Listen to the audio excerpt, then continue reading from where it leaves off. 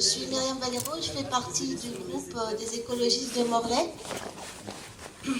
Donc, je vais animer le débat et je vais vite présenter Cédric. Et d'abord, je voulais vous remercier d'être venus nombreux ce soir et vous préciser que cette conférence, elle a été organisée par plusieurs groupes locaux, donc dont le groupe des écologistes du Pays de Morlaix, celui de Lannion-Trégor, donc il y a des personnes des différents groupes qui sont dans la salle, et celui de Aber-Iroise. Dans le contexte actuel, ça nous semblait important d'organiser un débat sur le contexte du prochain parc marin qui va s'installer dans le pays de Morlaix.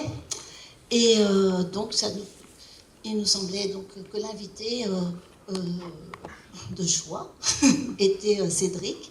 Donc, il a travaillé pendant 20 ans à l'Agence internationale de l'énergie. Il est actuellement chercheur associé à l'IFRI. Et s'il faut dire des choses en addition, tu compléteras. Il a écrit plusieurs livres sur l'énergie. Et donc, vous avez pu voir en entrant qu'il y en a deux, dont un qui a le même titre que la conférence. Donc, les éoliennes, pourquoi tant de haine? Et donc, il y a le dernier livre qui vient de paraître, je pense qu'il y a une semaine, donc un mois, pardon. Donc, il s'appelle Le climat, les énergies de l'espoir. Donc, avant de passer donc, la parole à Cédric, je vais passer la parole à Michel Le Saint, qui est aussi donc, dans le groupe local des écologistes de Morlaix. Et il va vous dire quelques mots sur l'action du groupe local. Et puis après, donc je voulais vous dire que la conférence va durer un peu moins d'1 heure. On a prévu à peu près 3/4 d'heure de questions. Donc on prendra 2 à 3 questions en même temps pour que Cédric puisse répondre. Voilà, et puis je crois que c'est tout. Je vais vous demander d'éteindre vos portables aussi, comme d'habitude. Voilà. Bien. Plutôt que dire quelques mots sur l'action du groupe local, je vais dire quelques mots sur l'état d'esprit dans lequel nous avons organisé cette conférence. Donc en préambule à la COP30, Antonio Gutiérrez a déclaré « Nous avons échoué à limiter le réchauffement climatique à 1,5 degré. Chaque fraction de degré supplémentaire est synonyme de famine, de déplacement et de perte. C'est un échec moral. Mais nous n'avons jamais été mieux équipés pour contre-attaquer. Le solaire et l'éolien sont les énergies les moins chères. Ce qui manque, c'est la volonté politique. » Nous partageons ce constat du secrétaire général de l'ONU et également son appel au volontarisme politique. L'humanité commence à ressentir les effets délétères du dérèglement climatique. C'est l'enjeu majeur de ce siècle. Et où que nous vivions sur cette planète, nous devons agir en responsabilité pour limiter les émissions de gaz à effet de serre et la hausse des températures. Notre cible a un nom, les énergies fossiles. Pour en sortir, il n'y a que 2 voies, et elles sont complémentaires. D'une part, la sobriété énergétique, et d'autre part, le vent et le soleil, qui permettent de remplacer le pétrole par une énergie renouvelable et décarbonée. La Bretagne a une histoire particulière en matière d'énergie. Il y a bientôt 50 ans, nous avons refusé le nucléaire à Plogoff et aussi tout près d'ici, à Béganfry. À cette époque, des intellectuels proches du PSU avaient élaboré un plan alter breton pour une autonomie énergétique de la Bretagne sans nucléaire. Mais nous avons manqué de volonté politique, pour reprendre le propos de Gutiérrez, pour mettre en œuvre ce plan. Aujourd'hui, nous importons 78% de l'énergie que nous consommons, c'est-à-dire presque les 4/5. Et les fossiles représentent 63% de l'énergie utilisée en Bretagne, c'est-à-dire près des 2/3. Le nucléaire, en 2023, ne représentait que 13% de la consommation énergétique de la Bretagne. 2023 étant une année un peu particulière parce qu'il y avait des centrales nucléaires à l'arrêt, et on ne dépasse pas les 15-16%. Et ceux qui croient que le nucléaire est la solution aux problèmes climatiques devraient réfléchir à cette donnée. Évidemment, nous ne pouvons pas nous satisfaire d'une telle situation. Nous devons viser l'autonomie énergétique, c'est-à-dire zéro importation d'énergie en Bretagne, et le zéro fossile pour la Bretagne. Nous sommes une grande région maritime et nous avons un gisement éolien d'importance à notre disposition. Un premier parc éolien marin a été mis en place en baie de Saint-Brieuc. Il est désormais opérationnel et il ne suscite plus de remous. Le projet de parc au large de la baie de Morlaix, 4 fois plus important, produira à lui seul l'équivalent d'un tiers de la consommation d'électricité de la Bretagne. Ça sera donc un grand pas dans la bonne direction. Pourtant, ce projet suscite des oppositions. Certains préfèrent ne pas croire au dérèglement climatique et affirment que le GIEC se fourvoie. Nous avons rencontré quelques spécimens de climato-négationnistes sur le marché. Ils ont malheureusement trouvé un point d'appui aux États-Unis auprès d'un président qui tient à la fois de la baudruche, tant il est enflé de suffisance, et de l'autruche, tant il se refuse à voir l'évidence. Mais les faits sont têtus, et Trump passera pour un criminel dans les livres d'histoire, car le dérèglement climatique tue. Ça n'est pas moi qui le dis, c'est la revue médicale Le Lancet qui a publié un article là-dessus il y a quelque temps, qui faisait état de plusieurs centaines de milliers de morts dus déjà au réchauffement climatique. D'autres refusent le projet de parc marin qui, pour eux, par sa dimension même, s'inscrit dans une logique industrielle capitaliste. Mais en réalité, tout un pan de l'industrie capitaliste ne veut pas de l'éolien. On l'a bien vu à la COP30, où il n'a même pas été possible d'inclure dans le document de synthèse la sortie des fossiles. Et si l'on attend le grand soir pour agir contre le réchauffement climatique, il sera trop tard. L'urgence climatique, elle est là et bien là. Pour autant, il faut évidemment continuer à se battre pour changer un système insoutenable, donc qui associe recherche illimitée des profits et croissance illimitée des besoins. Et nous aurons sans doute l'occasion un jour ou l'autre d'organiser une conférence également sur la sobriété. Mais pour revenir au projet de parc éolien, nous sommes convaincus qu'il constitue une opportunité économique pour la région Bretagne et pour le pays de Morlaix. Il aura des retombées sur l'emploi. Plusieurs milliers d'emplois seront nécessaires pour construire les éoliennes. Il faut évidemment demander que ces emplois soient localisés en Bretagne et non pas au Havre, comme ça a été le cas pour les éoliennes de Saint-Brieuc. Oui, c'est ça. Et en ce qui concerne la maintenance des éoliennes, plusieurs centaines d'emplois pérennes seront créés localement. De plus, des taxes très importantes seront versées par l'exploitant du parc, 40 millions d'euros par an, dont la moitié pour les communes riveraines. En ce qui nous concerne, nous préférerions que ces sommes ne soient pas affectées au fonctionnement des communes, mais plutôt à des projets structurants au service de la transition énergétique, des plans d'isolation des bâtiments qui pourraient être pilotés par l'agence locale de l'énergie, avec également donc la mise en place de formations dédiées, des plans de soutien à la mobilité décarbonée qui pourraient concerner à la fois le vélo et le train, avec par exemple la relance de la ligne Morlaix-Roscoff ou du ferroutage, des plans de soutien à l'éducation, à la science et à la culture, comme un département d'IUT orienté vers les énergies renouvelables, un espace permanent consacré à ces mêmes énergies dans le cadre de l'espace des sciences, ou bien encore le financement de recherche sur les impacts de l'éolien, sur la faune et la flore marine, en lien avec la station biologique de Roscoff. Les perspectives ouvertes par ce projet sont donc très intéressantes. Les écologistes ont longtemps été qualifiés d'utopistes. Aujourd'hui, on voit bien que ce sont les soi-disant tenants du réalisme économique qui faisaient preuve d'aveuglement, et qu'une Bretagne autonome en énergie et sans fossiles, c'est un projet responsable. C'est en tout cas la contribution que nous devons apporter localement à la survie de l'humanité. La bonne nouvelle, c'est que ce projet est à portée de main. Eteodeum Sturm evitchage pendarlas, en doars oregos, vitoverguap en néant. Nous devons nous battre pour changer le bout du bâton, autrement dit pour inverser le cours des choses.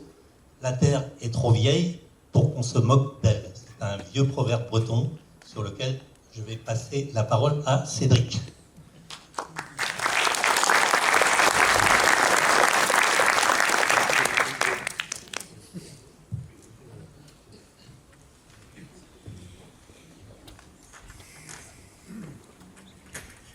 Eh bien, merci beaucoup Michel. Tu as dit l'essentiel, je vais quand même essayer de broder un peu au-dessus. Bonsoir à tous et à toutes. Merci d'être venus aussi nombreuses et nombreux. Alors, voilà, ça commence là pour moi. Non, je vais plutôt prendre à partir de ma propre... Voilà. Ce sera mieux. Voilà. On va faire une première exploration où on va surtout parler, je vais essayer de vous expliquer surtout pourquoi on a besoin d'éoliennes et de solaire, bien que, encore une fois, Michel a dit l'essentiel. On va détailler un tout petit peu. Et d'abord, on va partir du constat que le réchauffement est là, plus visible que jamais. Là, c'est les incendies en Australie en 2020. Depuis 2020, j'ai un peu envie de dire c'est là où ça a commencé. Alors, ça n'a rien à voir avec le Covid. Mais le fait est que depuis 2020, on a vu se succéder pratiquement sans interruption les événements climatiques extrêmes, les canicules, les incendies de forêt. On a eu ceux-là en Australie, après il y en a eu en Suède, il y en a eu évidemment à Los Angeles, on en a eu récemment à Narbonne. Ce qui s'est passé au Québec, c'est 50 fois Narbonne. On a partout des canicules, on a des relevés de température dans les eaux superficielles marines qui sont absolument stupéfiants. Les scientifiques n'en reviennent pas. On a un réchauffement qui est visible comme jamais. Et j'ai envie de dire, c'était prévu. Ça, c'est mon premier livre. C'est il y a 35 ans. La Terre brûle-t-elle? Et parce qu'au fond, avant même que le GIEC ait commencé à travailler, on avait en réalité toute l'information scientifique à portée de la main. Et cette information nous disait il va y avoir un réchauffement du fait des gaz à effet de serre, notamment du CO2. Alors aujourd'hui, il y a des gens qui nous disent oui, il y a un changement climatique, mais l'homme n'y est pour rien, ou on n'est pas sûr que ce soit l'homme. En fait, la question ne s'est jamais posée en ces termes. On n'a pas vu, les scientifiques n'ont pas vu un réchauffement climatique, et ils se sont dit, mais d'où est-ce que ça pourrait bien venir?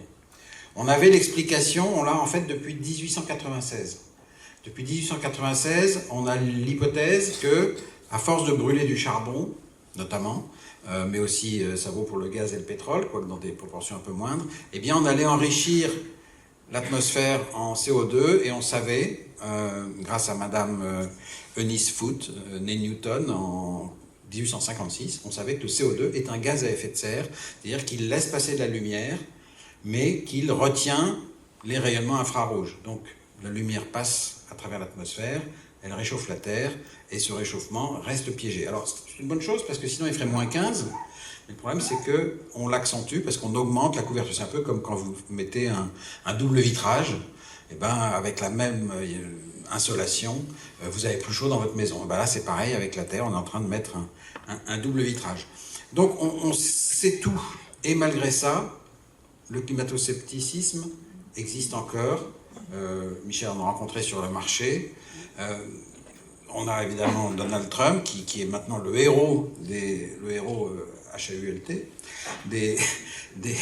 le porte-voix des climato-sceptiques dans le monde. Il se bat pour qu'on continue à consommer le plus de pétrole et de gaz et aussi de charbon possible. Et voilà. Alors ce qui est intéressant, c'est de regarder ce qui se passe sur les réseaux sociaux. On a ici la part des affirmations climato sur YouTube, et on voit quand même que ça se transforme. Le climat a toujours changé, il n'y a rien de neuf, c'est en baisse. Nous n'y sommes pour rien, c'est à peu près constant. La science du climat n'est pas crédible, c'est à peu près constant. C'est pas si grave, c'est minoritaire, c'est pas si important. Et puis qu'est-ce qui monte? C'est les solutions proposées ne marcheront pas. Et là, on a le problème suivant, qui est que pour la critique des solutions, elle peut venir de tous côtés. Les écologistes vont critiquer le nucléaire, bien entendu, et en même temps, les gens du nucléaire, alors une partie des gens du nucléaire vont critiquer très fortement les renouvelables. Puis évidemment, les gens des fossiles vont dire tout ça, ça ne marchera jamais. Seuls les fossiles peuvent nous donner notre civilisation industrielle. Sans les fossiles, on ne peut pas y arriver. Et puis on a des écologistes partisans de la décroissance qui nous disent « Ah ben non, ça ne marchera jamais, on ne fait qu'ajouter avec les renouvelables, on ne fait qu'ajouter à l'énergie, donc vous voyez bien, ça ne sert à rien, ça ne marche pas. Et donc il faut complètement changer de course, il faut arrêter la croissance. » Simplement le problème, c'est qu'on veut des économies, ce qu'on appelle maintenant depuis 2015, on veut des émissions nettes nulles. Alors ça veut dire quoi? Ça veut dire des émissions brutes, proches de zéro, seulement compensées par les puits naturels et notre action sur les puits. Donc il faut diviser par 10 ou 20 les émissions brutes. Et si on ne peut pas les séparer de l'économie, ça veut dire qu'il va diviser par 10 ou 20 le volume de l'économie. Alors ça, je ne sais pas qui est vraiment pour, mais je n'ai pas l'impression que ça regroupe des grosses majorités. Mais on a ces gens qui s'expriment beaucoup sur les réseaux sociaux. Là, c'est Arthur Keller qui nous dit que les solutions font partie du problème. Donc on voit la critique des solutions. Tout ce que vous mettez en œuvre, ça ne sert à rien, ça fait partie du problème. Vous avez un historien qui nous dit qu'il n'y a jamais eu de transition jusqu'à présent, donc il ne peut pas y en avoir demain. Vous avez un autre analyste qui nous dit on va manquer de ressources pour le faire, j'en parlerai aussi. Vous en avez une autre qui nous dit ah mais tout ça, ça va faire plus de mines, donc ça va être horrible. Et du coup c'est impossible de réussir à éliminer le changement climatique. Et vous avez l'ami Jancovici qui a beaucoup fait pour populariser l'énergie et faire comprendre aux gens que l'énergie c'était au cœur de nos vies. Je lui reconnais cette capacité, mais il est au fond aussi inquiet de la fin du pétrole que du changement climatique, et il n'arrête pas de nous dire que les énergies renouvelables ça ne sert à rien et que sans le pétrole et le charbon, eh bien on ne peut pas y avoir de civilisation moderne, de confort, de sécurité sociale, de tout ce au quoi nous sommes habitués. C'est impossible si on perd le pétrole, et on va le perdre, donc la chute est inéluctable. Le nucléaire est une petite planche de salut, mais ça ne fera pas l'affaire, etc. Bon, voilà. Donc on a quand même beaucoup d'effondristes, de catastrophistes qui nous disent que tout est terrible, on ne va jamais y arriver. Alors maintenant, je vais reprendre le problème de l'autre côté et vous dire ce que c'est la transition énergétique. C'est parfois compris en France comme la transition du nucléaire au renouvelable. Non. C'est globalement, d'abord c'est mondial, parce que le changement climatique est un problème mondial, et fondamentalement, c'est la transition des énergies fossiles vers les renouvelables, surtout, le nucléaire un peu, et l'électricité.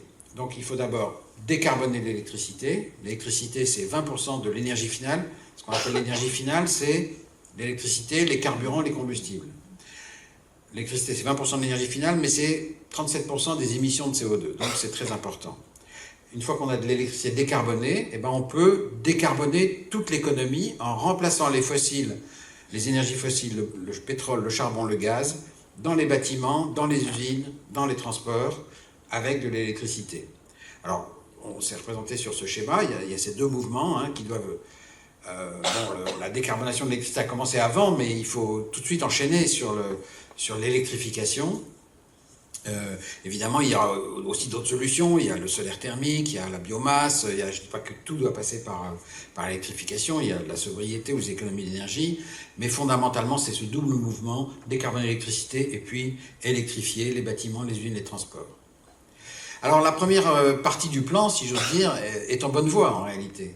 Si on regarde ce qui se passe, alors il y a un peu trop de courbes sur cette figure, j'en suis désolé. Voilà, ça c'est la part des renouvelables dans la production d'électricité. Et c'est la somme des courbes qui est en dessous, mais sauf celle-là qui est déjà une somme partielle, donc il faut l'oublier. Voilà, je suis désolé, mais voilà. L'idée c'est ça, on était à 20% de renouvelables dans la production d'électricité mondiale pendant très longtemps, et c'était essentiellement l'hydroélectricité. L'hydroélectricité qui est là depuis très longtemps, puisque l'électricité, ça a commencé pratiquement avec l'hydroélectricité. Voilà, donc on était à 20%, et puis on a enfin franchi la barre des 20% vers 2012, et puis là, ça s'est accéléré, puisqu'on est passé en 2022 ou 2023 à 30%. Et ça s'est accéléré parce qu'on a eu d'abord l'apparition de l'éolien, ici, en bleu, et puis l'apparition plus tardive, mais plus rapide, du solaire, en jaune. Et tout ça, ça fait maintenant à peu près autant que l'hydroélectricité, ça fait plus ensemble que l'hydroélectricité, et tout ça, ça fait que la courbe monte. Alors on est là, sauf erreur, on est en 2025. Donc on est là, on a cette somme-là, l'éolien et le solaire dans le monde c'est 7-8% chacun, l'hydroélectricité c'est toujours 15%, un peu moins de 15%, et puis le total on est à 30%, on va arriver à 40% d'ici seulement quelques années, avant 2028, et puis on devrait être à 50% en 2032-2033, vu la rapidité avec laquelle ça se développe. Et je voudrais vous la montrer ici. Alors le solaire c'est particulièrement spectaculaire parce que au début, je sais pas quand c'est le début, mais on mettait 1 an pour pour mettre dans le monde 1 gigawatt. 1 gigawatt, c'est 1000 mégawatts. C'est l'équivalent de la puissance d'un réacteur nucléaire. Ça produit moins d'électricité qu'un réacteur nucléaire, parce qu'il y a pas du soleil tout le temps. Mais voilà, c'est pour vous donner une idée. Voilà. Et il fallait 1 an pour mettre 1000 mégawatts dans le monde. Puis, 5 ans après, on a fait ça tous les mois. Et puis, 5 ans après, on a fait ça toutes les semaines. Et puis, alors, 8 ans après, on a fait ça tous les jours. Et donc, depuis 2023, on installe chaque année plus de 1000 mégawatts par jour. Et on va bientôt arriver à... Voilà, là, on est à 565 à peu près sur l'année 2024. On va être à 650 sur l'année 2025.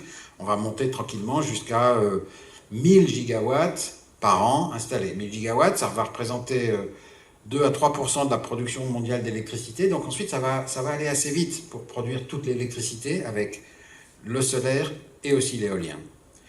Alors, pourquoi cette croissance rapide?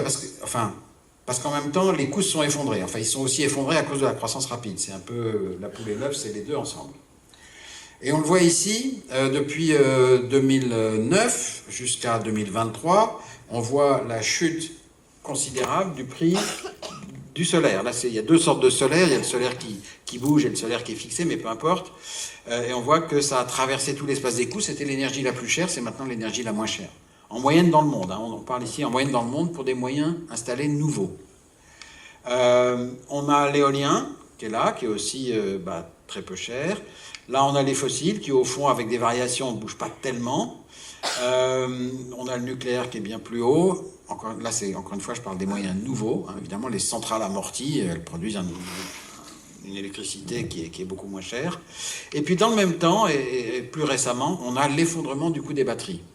Évidemment, c'est très important. Ça explique l'essor actuel de la voiture électrique.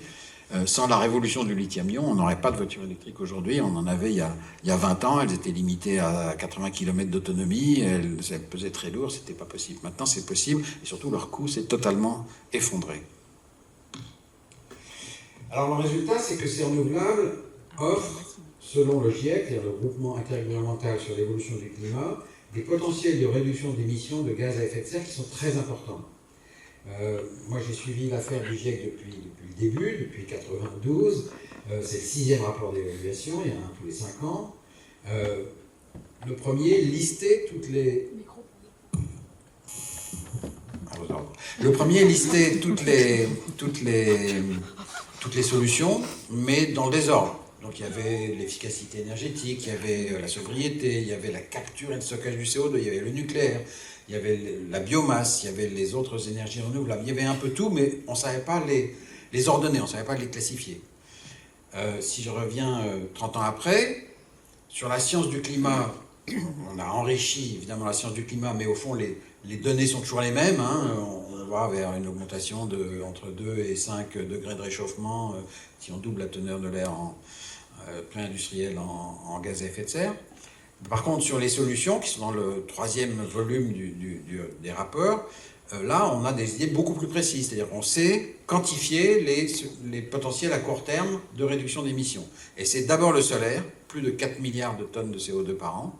C'est ensuite l'éolien, plus de 3 milliards de tonnes, etc.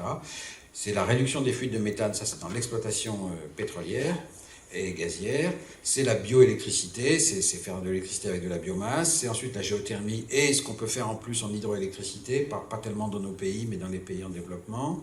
C'est le nucléaire et c'est la capture et le stockage du carbone qui viennent tout à fait en queue de peloton. Et ce qui est intéressant, c'est quand on regarde les couleurs, parce que ce qui est bleu, c'est ce qui est gratuit. Alors ce qui est gratuit, c'est pas de mettre un panneau solaire, c'est jamais gratuit. Presque, mais pas tout à fait quand même. Mais par contre, c'est la solution par rapport à la solution de référence qui serait de l'énergie de l'électricité d'origine fossile dans une centrale à gaz, le solaire est aujourd'hui moins cher dans la plupart des pays du monde. Et l'éolien également. En tout cas, pour une grande partie de ce qu'on peut faire, c'est des solutions qui ne coûtent rien, qui coûtent éventuellement, il faut un investissement initial, mais sur la durée de vie, c'est moins cher que continuer à brûler du charbon ou du gaz. C'est arrivé il y a quelques années, on a d'abord vu le solaire devenir moins cher qu'une nouvelle centrale à charbon dans laquelle on mettait du charbon, mais aujourd'hui, dans la plupart des pays du monde, le solaire est moins cher que simplement du charbon qu'on mettrait dans une centrale qui existe. Alors vous allez me dire, mais pourtant ils en construisent encore en Chine. Je vous répondrai à ça plus tard.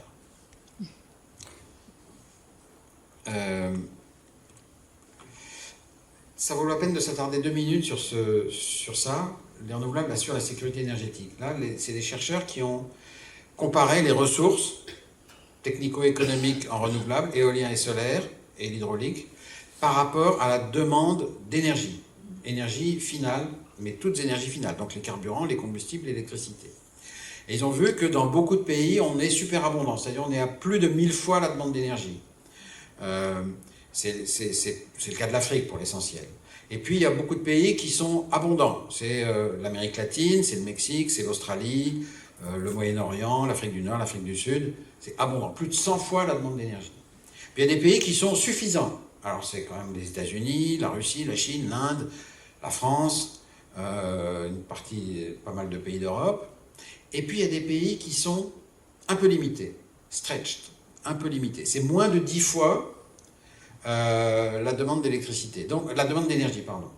Donc, pour satisfaire toute la demande d'énergie, il faudrait peut-être mettre beaucoup d'éoliennes, beaucoup de solaire. Ça pourrait être un peu difficile.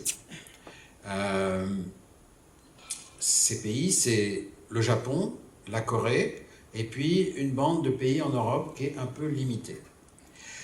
Alors, c'est intéressant parce que ça veut dire que dans ces pays, on ne va peut-être pas faire 100% de notre énergie localement.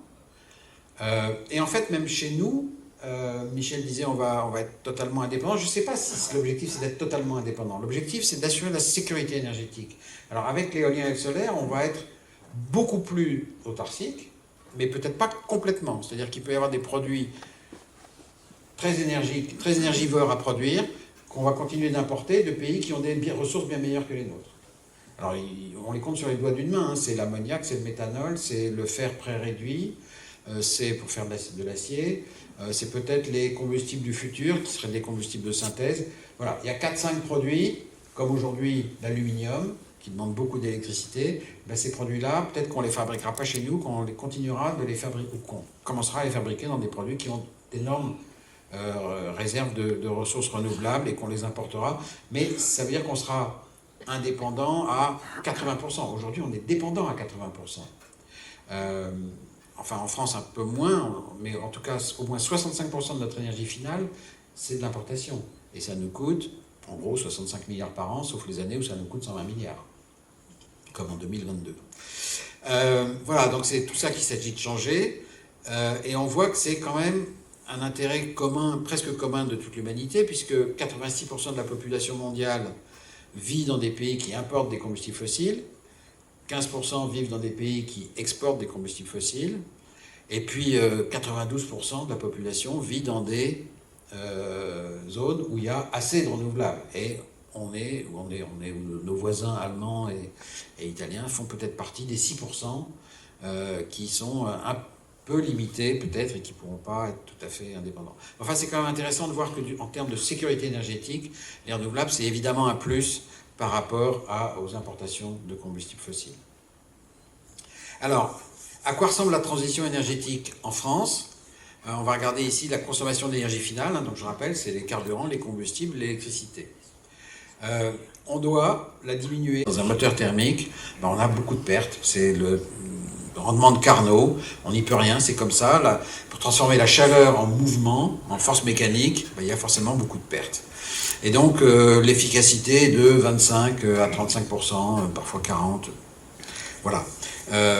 L'essentiel, c'est des pertes. Et puis, il y a aussi des pertes en amont dans les raffineries. Si je prends au contraire l'électricité, si je prends de l'électricité, alors qu'elle soit hydraulique, éolienne ou photovoltaïque, C'est directement l'électricité qui compte, si j'ose dire, qui est comptée. Et là, les pertes, il y a des pertes. Il y a des pertes dans le réseau électrique, il y a des pertes dans le chargeur, il y a des pertes... Mais toutes ces pertes cumulées, ça fait 25%, ou à peu près. Et donc, on a une efficacité de 75 à 80%. Et donc, finalement, pour le même service, on va utiliser beaucoup moins d'énergie finale. C'est important parce que souvent, vous avez les gens qui vous disent « Oui, alors les renouvelables...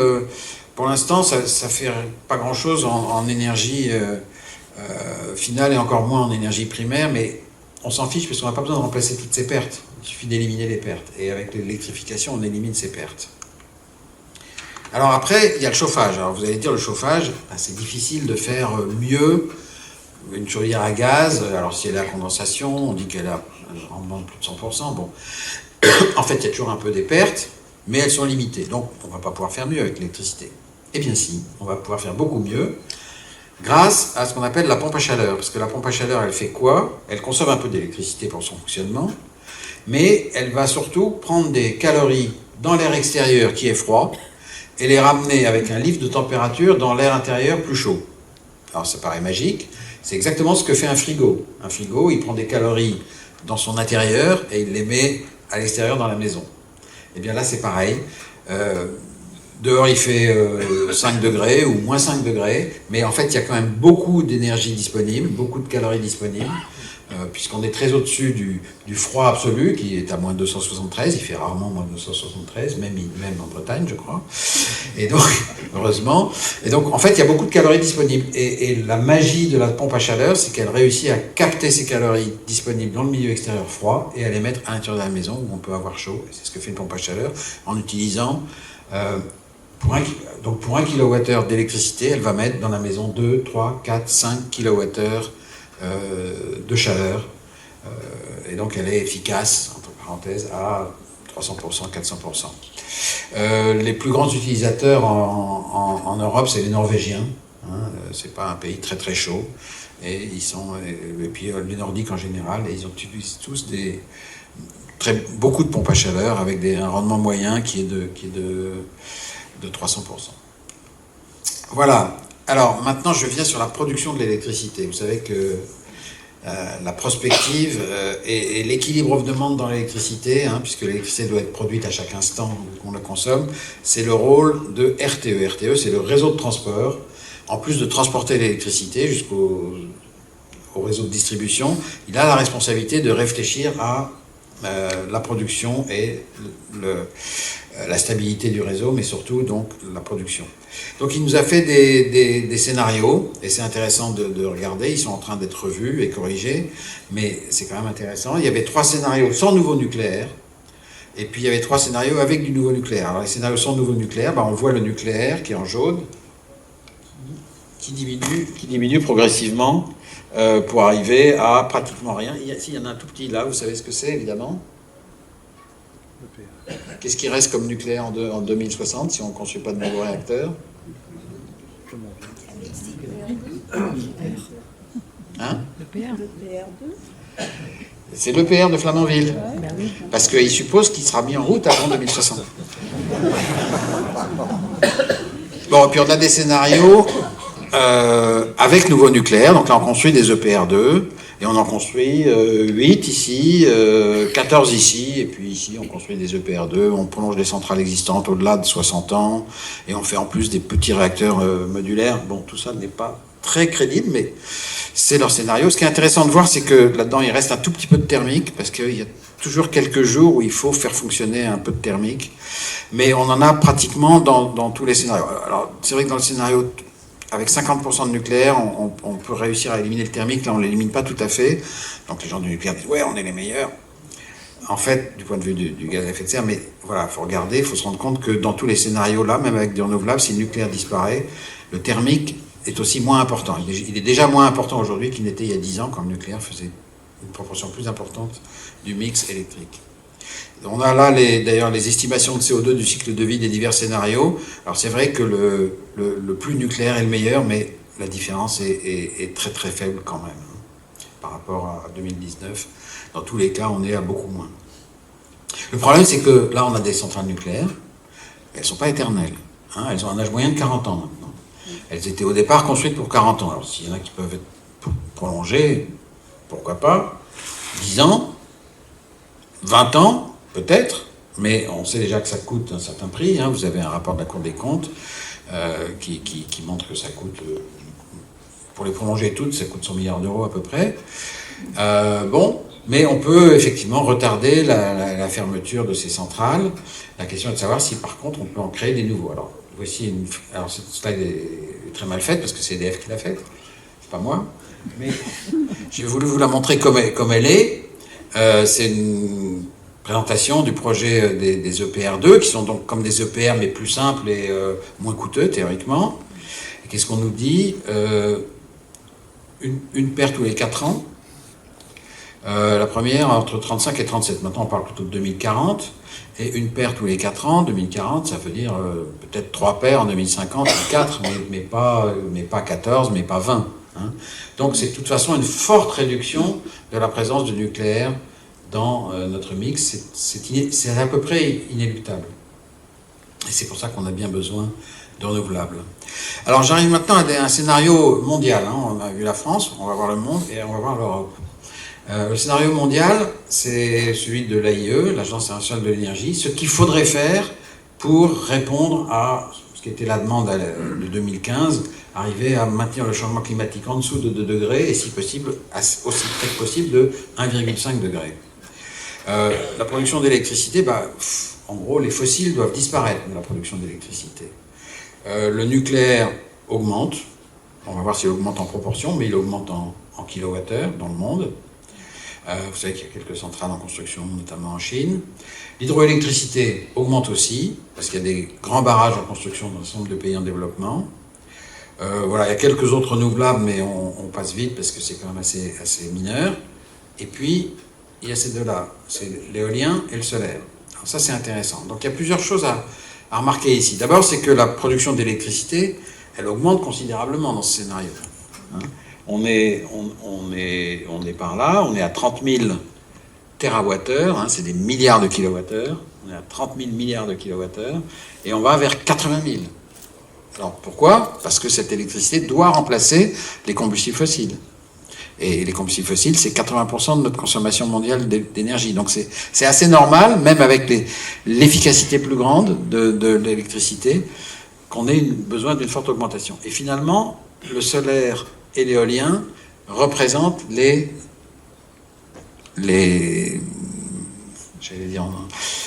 principales technologies qui nous permettent de nous produire toute cette électricité. Et la part de l'électricité dans la demande finale, qui aujourd'hui est de 20% dans le monde, elle passe à 55%. Donc c'est elle qui assure vraiment plus de la moitié de notre énergie. Alors maintenant, quelques mots. Alors ça, c'était l'AIE. Maintenant, vous allez dire l'AIE, on ne sait pas qui c'est. Moi, je connais un peu parce que j'ai travaillé 20 ans. Mais là, je vais vous montrer EDF. EDF, c'est un grand producteur d'électricité nucléaire. Donc, il ne va pas minorer le nucléaire s'il peut. Donc, il a fait un scénario pour 17 pays autour de la France. Vous les avez là. Donc, ce n'est pas l'Union européenne, hein, puisqu'il y a le Royaume-Uni et la Suisse. Et puis, il n'y a pas les États baltes, les Nordiques, etc. Mais c'est les pays les plus interconnectés avec la France, directement ou indirectement. Que dit ce scénario? C'est un peu comme le scénario français, quand même. Hein, c'est-à-dire l'énergie finale, elle réduit de 40%. L'électricité qui est à 21%, elle passe à 57%. Donc c'est pratiquement les mêmes chiffres. Puis il y a d'autres énergies renouvelables qui sont essentiellement dérivées de la biomasse, liquide, solide, gazeux, etc. Voilà pour l'essentiel. Comment on va faire toute cette électricité? 57% de 6580, vous calculez vite, vous voyez bien que c'est plus d'électricité qu'aujourd'hui, 21% d'énergie finale plus grande. Et vous le voyez ici, le scénario d'EDF pour l'Europe, le mix électrique. Ça, on va détailler ça 2 secondes parce que c'est intéressant. C'est donc beaucoup plus d'électricité, 80% en plus, presque le double. Et aujourd'hui, qu'est-ce qu'on a? On a 25% de nucléaire ici, on a 40% de fossiles, du charbon et du gaz brûlés en Allemagne, en Pologne, etc. On a 11% d'hydraulique, on a 15% d'éolien, 7% de solaire. Je passe sur la bioélectricité. Qu'est-ce que ça doit devenir pour produire presque 2 fois plus d'électricité, sachant qu'on ne peut plus utiliser les fossiles? En fait, on va en regarder un tout petit peu ici, mais c'est du thermique décarboné. Bon, on va peut-être pas entrer dans les détails. Qu'est-ce qui reste? Il reste du nucléaire, mais le nucléaire, sa proportion réduit. Le nucléaire augmente de 50% en TWh, mais sa proportion diminue parce que l'électricité, elle augmente de 80% et le nucléaire ne peut pas suivre. On a l'hydroélectrique qui ne peut pas augmenter, donc sa part se réduit. On augmente un petit peu la bioélectricité. Qu'est-ce qui nous reste? Fondamentalement, le solaire à 24%, et puis l'éolien. Et l'éolien, c'est 44%. 44%. C'est EDF qui nous le dit. Et donc les énergies que certains critiquent comme intermittentes, nous on dit variables, mais peu importe, elles font, dans ce schéma, elles font 68%. Et l'ensemble des renouvelables font 77%. C'est un scénario, encore une fois, d'EDF. Quand vous avez quelqu'un qui travaille EDF et qui vous dit ça ne marchera jamais votre truc, vous lui sortez cette slide, puis après on peut commencer à discuter. Alors, quelques idées reçues quand même sur les éoliennes. D'abord, pourquoi 44% d'éoliennes en Europe et seulement 24% de solaire? Le solaire va plus vite, il commence à être moins cher, il rencontre moins d'opposition, quoique ça commence à venir. Il est moins visible de loin, hein, ça c'est sûr. Bon, donc pourquoi pas faire tout solaire? Pour une raison simple, c'est que dans les pays tempérés, on a surtout besoin d'électricité en hiver. En gros, notre demande en hiver, c'est 2 fois notre demande en été. Et en hiver, ce qui marche bien, c'est l'éolien. Puis en été, ce qui marche bien, c'est le solaire. Alors dans le monde, le solaire domine, parce qu'il y a plus de pays du soleil que de pays du vent. Mais en Europe, c'est le contraire, il y a plus de pays du vent que de pays du soleil. Et le résultat, c'est que voilà, dans les pays tempérés, eh bien, on a besoin de plus d'éolien que de solaire. Mais ce qui est quand même intéressant, c'est que puisque l'éolien marche surtout bien, surtout l'hiver, et puis souvent le soir, le solaire, il ne marche pas la nuit, je ne sais pas si vous avez remarqué. Enfin, les opposants nous le font toujours remarquer, comme si on s'en était pas aperçu. Et puis il est aussi moins fort en hiver. Hein. Le soleil est plus bas sur l'horizon, les journées sont plus courtes. En gros, c'est 5 fois moins. Hein. Sur un des panneaux photovoltaïques, c'est 5 fois moins. Donc, ça marche en opposition de phase. Et en fait, quand je regarde sur l'année, là j'ai exprimé l'éolien et le solaire en pourcentage de la génération électrique mensuelle. Je vois que ce pourcentage, il n'est pas constant, mais disons que l'éolien rattrape la baisse du solaire en hiver. Voilà, en hiver, on a plus d'éolien, moins de solaire. En été, c'est l'inverse. Et les deux se complètent assez bien. Les gens qui critiquent les renouvelables, vous prenez le livre de Jean Covici au hasard, ils isolent toujours l'éolien et le solaire. Et alors ils disent, pour l'éolien, il faudrait d'énormes stockages. Pour le solaire, il faudrait stocker toute l'énergie de l'été pour l'hiver. Et c'est un stockage considérable qui coûterait très cher. Oui, c'est vrai. Parce qu'un stockage qui sert une fois dans l'année, il va coûter cher, il va être difficile à rentabiliser. C'est pas comme les batteries. Les batteries qui vont faire la soudure dans la journée, entre le solaire dans la journée puis la pointe du soir, par exemple, la pointe de consommation du soir, elles vont marcher 365 fois par an, voire le double, hein, parce qu'elles vont servir le matin aussi. Donc les batteries, on va les rentabiliser, elles vont stocker de l'énergie pendant 2 à 4 heures, peut-être plus bientôt, parce que leur coût s'effondre. On va les rentabiliser vite parce qu'elles vont servir tous les jours.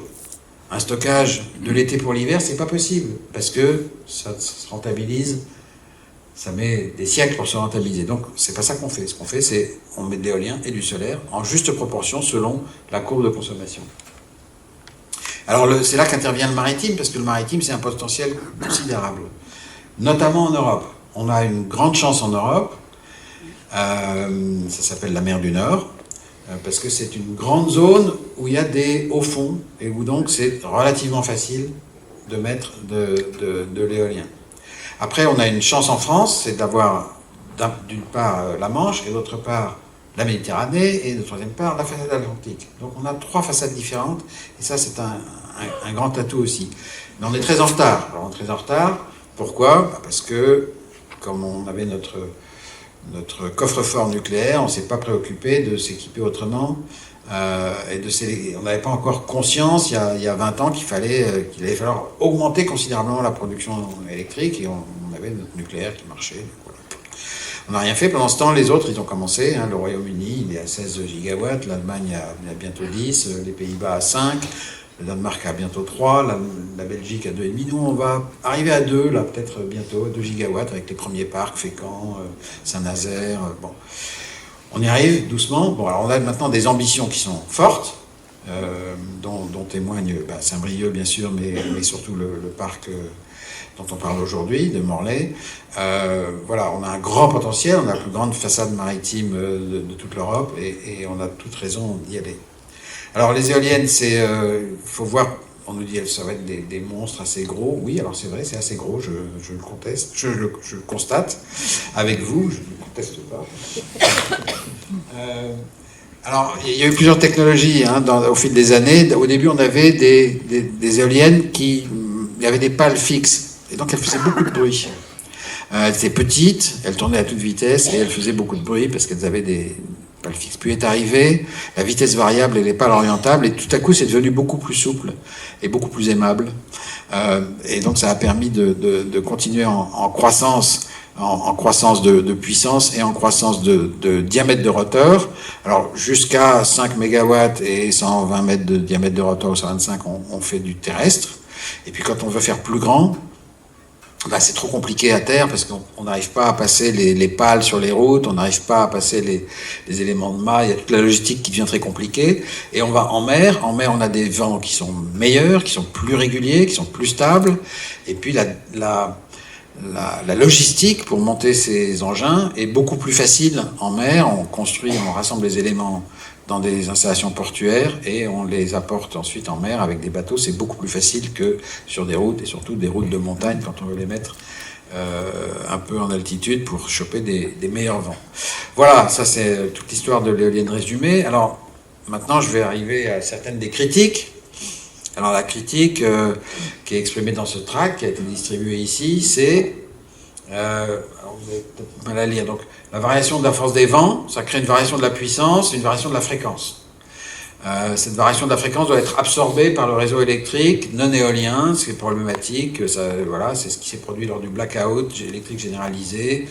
La régulation est coûteuse et c'est pas les éoliennes qui la payent, c'est tout le monde, les contribuables, etc. Bon. Alors pourquoi c'est faux? D'abord parce que les éoliennes, elles ont maintenant des pales variables qui leur permet de fournir une puissance constante à partir d'une certaine vitesse de vent. On voit ici la courbe de puissance d'une éolienne assez ancienne déjà, une Vestas, voilà. Donc il y a une vitesse, là on augmente la vitesse du vent.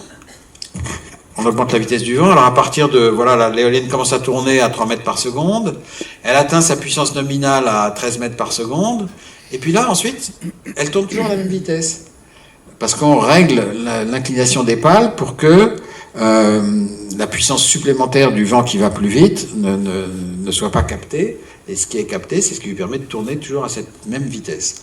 Donc il y a une régulation de la vitesse qui se fait jusqu'à une vitesse qui peut être de 80, 90, 100, 110 km/h, et qui est la vitesse où on arrête l'éolienne avec des freins puissants, parce que tourner plus vite, ça commencerait à devenir dangereux pour elle notamment. Voilà.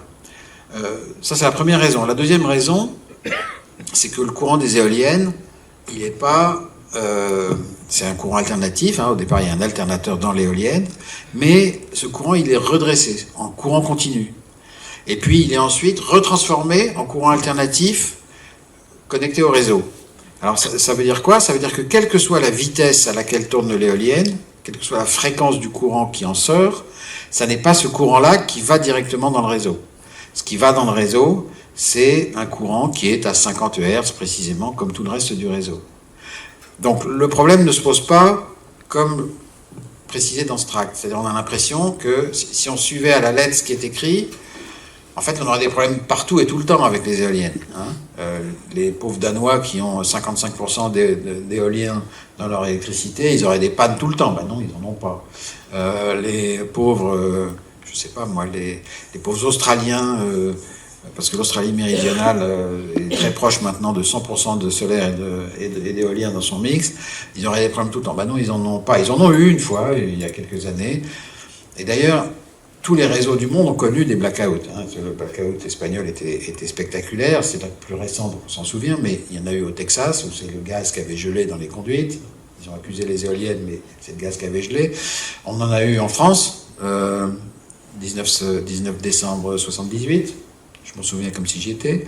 Peut-être pas vous tous, mais voilà. Donc on a eu toujours des blackouts, c'est pas nouveau, c'est souvent une ligne à haute tension, c'est souvent une grosse usine qui fait défaut, c'est souvent un manque d'électricité. Le fait nouveau, effectivement, dans le blackout espagnol, c'est que c'est un blackout par en haut, par trop de puissance. Mais ça, on sait le régler. Alors, on sait le régler si on met ce qu'il faut pour le régler dans les réseaux électriques. On sait régler ça, mais évidemment, plus il y a de renouvelables, plus il faut d'autres techniques pour régler ça. Hein. Ça suppose d'investir un petit peu dans les réseaux, dans la régulation, mais c'est tout à fait faisable. Et d'ailleurs, il y a beaucoup de réseaux qui marchent aujourd'hui déjà avec des très forts pourcentage d'énergie variable, et il marche bien. Mais voilà, on ne peut pas dire qu'il n'y aura jamais d'accident nulle part, d'incident, parce que voilà, il peut toujours y avoir un défaut. Les Espagnols n'ont sans doute pas assez investi dans leur réseau. Voilà, en tout cas, c'est pas directement la variation du vent qui va devoir être gérée par l'ensemble du réseau, ça c'est pas vrai. Alors, autre chose, les éoliennes tuent des oiseaux. Alors oui, les éoliennes tuent quelquefois des oiseaux, il y a et on regarde les causes de mortalité, c'est d'abord l'agriculture, les changements d'occupation des terres et des pesticides. On le sait depuis le printemps silencieux de Rachel Carson en 1966. C'est les immeubles et les vitres, c'est les chats, notamment les chats revenus à la vie sauvage, c'est le trafic routier, c'est les lignes électriques, et on va en avoir plus, ça c'est sûr, c'est la chasse un petit peu, puis c'est les éoliennes tout à fait en fin de parcours. Donc voilà, il faut relativiser. Alors c'est très dommage quand il y a un Aigle Royal ou un Milan qui entre en collision, mais c'est pas une cause essentielle et une cause importante. Et ça va devenir la première avant très longtemps si on ne fait rien pour l'enrayer. Autre effet sur le milieu marin. Alors pour l'éolien posé, il y a une perturbation de la faune pendant la pause, pendant les travaux, ça fait du bruit, ça fait de la turbidité, les animaux s'écartent. Voilà, et après c'est le contraire, ils viennent et puis il y a un effet récif. Alors les algues et les coquillages viennent plus nombreux qu'avant, mais il me semble qu'à Saint-Brieuc on s'en aperçoit, même si bon, on ne sait pas quelles sont toutes les causes de la très bonne recette de coquille Saint-Jacques. En tout cas ça ne gêne pas, la coquille Saint-Jacques. Voilà. Puis il y a un effet réserve qui est que souvent, dans la plupart des parcs, on n'autorise que la pêche sélective, la pêche à la ligne, on n'autorise pas les pêches les plus destructives qui sont la pêche au chalut, qui est pas facilement compatible avec la présence des éoliennes. Et donc ça fait un effet réserve, ça fait une zone où un certain nombre d'espèces vont pouvoir se reproduire et grandir en toute tranquillité. Parce que ce qui tue la pêche, en réalité, je ne sais pas si je peux le dire ici, mais c'est la vérité, c'est la surpêche qui tue la pêche. Et qui tue l'avenir de la pêche, c'est la surpêche. Alors c'est pas partout. C'est très difficile de gérer ça correctement parce qu'on ne sait pas, on ne connaît pas bien les dynamiques de population, puis on ne les voit pas. Donc, je ne jette la pierre à personne, mais le fait est que l'expérience montre, en Belgique, aux Pays-Bas, en Norvège, etc., que là où il y a des champs d'éoliennes, eh ben, la pêche autour n'en souffre pas du tout, au contraire, elle peut en profiter. Voilà. Alors pour l'éolien flottant, ben on connaît moins, il y en a quand même peu, il y a une ferme essentiellement, enfin il y a peu de fermes éoliennes dans le monde, il y en a en Écosse, plus grosse. Voilà, il y a des effets peut-être des ancres, de la connexion, il y a la protection cathodique des flotteurs. Alors les tracts ou les présentations faites par les opposants, elles insistent là-dessus. Oui, alors il y a des protections cathodiques, ça met des métaux lourds dans la mer, mais il y a des protections cathodiques pour tous les bateaux. Il y a des protections cathodiques pour toutes les installations portuaires, donc pour toutes les plateformes pétrolières. Les plateformes pétrolières, il y a aussi des fois des marées noires, des sols pollués, la pollution de l'air, le changement climatique, enfin bref. C'est assez curieux de voir que une certaine écologie, parfois, s'intéresse juste aux petits problèmes des renouvelables et pas du tout aux grands problèmes des fossiles. Mais bon, c'est comme ça. Et puis, il y a un effet réserve, probablement, pour l'éolien flottant, comme il y a pour l'éolien maritime. Donc, a priori, c'est plutôt pas mal. Alors, après, il y a un effet sur le paysage. Alors, bon, là, ça sera au moins 20 km. Là, c'est une photo prise sur Saint-Brieuc, depuis le Fort Lalatte, c'est 20 km. Et pour prendre la photo, il a fallu quand même un téléobjectif de 1000 mm, un gros machin, parce qu'à l'œil nu, on voit vraiment pas grand-chose. Ça apparaît quand même très très fin dans le paysage. Mais bon, on a le droit de ne pas aimer, moi je veux bien. Mais je considère, moi, que le fait que ça soit visible, alors c'est surtout vrai pour les éoliennes à terre, c'est un signal qui est envoyé aux générations à venir qu'on s'occupe du changement climatique. Je pense qu'il faut apprendre à voir les éoliennes sous un angle positif, et pas seulement comme une gêne dans le paysage, comme on a vu d'abord la Tour Eiffel. Aujourd'hui, les appartements près de la Tour Eiffel ne sont pas les plus mal lotis, mais comme on a vu tous les progrès techniques au fur et à mesure qu'ils arrivaient, il y a toujours eu beaucoup de résistance. Voilà. Je vais peut-être m'arrêter là. Merci pour votre attention et je vais peut-être essayer de répondre aux questions. Je ne sais pas où j'en suis en termes de temps. Impeccable.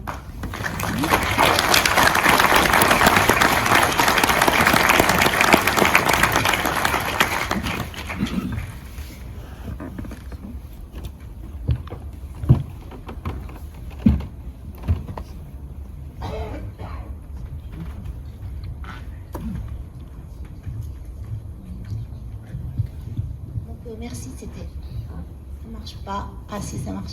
C'était impeccable. Merci beaucoup. Et très intéressant. Et est-ce qu'on pourrait avoir un peu de lumière dans la salle, s'il vous plaît? Merci. Donc comme ça, si vous posez des questions, on pourra vous voir pour vous donner la parole. Donc, y a-t-il des questions?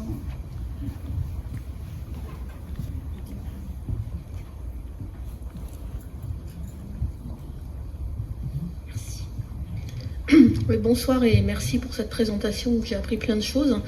Il y a quand même un point que vous n'avez pas mentionné, c'est quels sont les opérateurs économiques capables de mettre ces installations en marche, d'une part. Et donc j'ai pas la réponse, mais au regard des investissements, il me semble que ça doit être des très gros opérateurs. Et donc ma question suivante, c'est est-ce que dans le cas des éoliennes, on peut espérer, ou est-ce qu'il y a déjà des installations de type associatif, citoyenne, publique, etc., comme on en a dans le cadre du solaire, par exemple. Est-ce qu'il y a une autre question tout de suite pour qu'on prenne deux questions, ou sinon on attend Ici. et on va passer Ici. Oui, bonsoir, merci pour votre exposé. Avec ma voisine juste en dessous, je voudrais juste avoir un petit développé sur qu'est-ce qui se prépare en baie de Morlaix, tout simplement, au large de la baie de Morlaix, pour rebondir.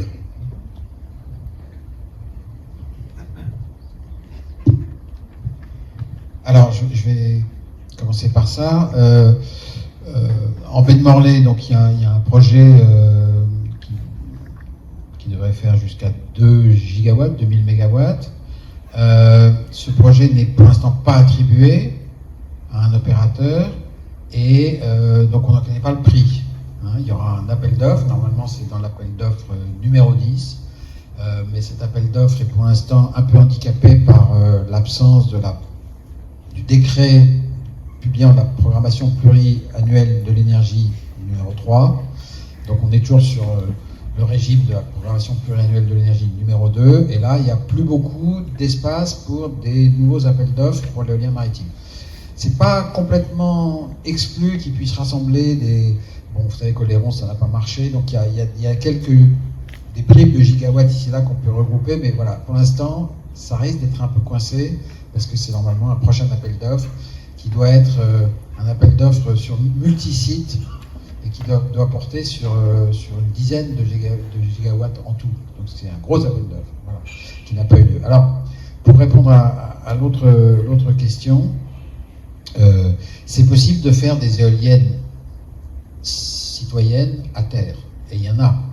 Et il y a, j'ai rencontré des animateurs de ces groupes citoyens qui sont des gens remarquables, qui ont constitué des groupes de citoyens. Ils sont 800, ils ont mis leurs économies dedans, entre 100 et 10 000 euros en général. Ils sont actifs, ils tiennent tous les participants informés de près, etc. Alors après, ils ne fabriquent pas l'éolienne, et souvent ils font quand même appel à des banques pour financer, parce qu'ils apportent de l'argent au départ, ils apportent ce qu'on appelle l'equity, la part de fonds propres, mais ensuite ils font appel à un financement bancaire parce que les banques adorent financer les renouvelables. Il y a un cadre politique qui est assez favorable, puisque dans les appels d'offres, on définit un complément de rémunération qui est payé ou qui n'est pas payé, et qui peut, dans les années où l'électricité coûte très cher, c'est même les opérateurs des éoliennes qui payent l'État. En fait, c'est ce qui s'est passé en 2022, ils ont donné plusieurs milliards à l'État, mais sinon c'est l'État qui complète par rapport au prix de marché, voilà, et qui s'assure que que les investissements sont rentables. Il n'y a pas de risque technologique ou très peu. Voilà, donc pour les banques, c'est formidable. Et du coup, ils ont des taux d'intérêt assez faibles. Donc voilà, évidemment, tous ces projets se font avec des prêts bancaires. Et puis, il y a des fonds de pension. Quand c'est pas citoyen, ça peut être des développeurs qui peuvent être ou des grosses entreprises de taille intermédiaire, ou des petites d'ailleurs, ou des filiales de grands groupes qui effectivement se diversifient, Total Energy, Engie, EDF Renouvelables, voilà. Mais il y a aussi des groupes qui sont montés uniquement sur les renouvelables, je pourrais en citer une demi-douzaine, qui maintenant emploient plusieurs centaines de salariés sur divers sites, qui font du développement, parfois de la maintenance, parfois de la construction, parfois participent à la construction. Voilà, maintenant, il y a des fabricants d'éoliennes, et en France, on n'a pas un grand fabricant intégrateur d'éoliennes. Mais on a des usines. On a des usines de mâts, on a des usines de pales, on a des usines de nacelles. On a toutes les usines. Alors, je ne sais pas si forcément on arrivera à déplacer une usine qui est au Havre et à l'amener en Bretagne. Mais Michel, ça, je me garderai de promettre une chose pareille. Mais il y a beaucoup d'usines et beaucoup d'emplois en France pour fabriquer des éoliennes. Mais on n'a pas un intégrateur comme Vestas ou Siemens. Voilà, ça c'est un peu dommage, mais c'est comme ça. L'essentiel, c'est que le travail réel ait lieu sur le terrain. Et alors, oui, il y a certaines éoliennes qui ont été montées par des groupes. Alors, celle-là rencontre beaucoup moins d'opposition, évidemment. Elles ont été montées par des groupes de citoyens qui restent très présents dans la gouvernance de l'éolienne. Donc, s'il faut décider que on va brider la puissance de l'éolienne, par exemple, s'il y a un risque aviaire, ils peuvent intervenir sur des choses comme ça plus facilement que quand c'est un opérateur extérieur, mais qui reste sous le contrôle du préfet, etc. Donc voilà. Alors après, pour les éoliennes maritimes, c'est effectivement plutôt un peu réservé aux groupes assez gros. Ça peut être parce que ça demande des moyens considérables, ou c'est des consortiums qui regroupent des entreprises de taille intermédiaire. Le Pénavel, qui va faire le projet de Bretagne Sud, c'est deux entreprises de taille intermédiaire, l'une belge et l'autre d'origine allemande, implantées en France depuis longtemps. Voilà, c'est quand même c'est plus difficile pour des citoyens d'intervenir dans les éoliennes offshore, je pense, dans les éoliennes maritimes. Deux autres questions. Donc, il y avait bon, j'ai vu une question là et une troisième là, c'est ça?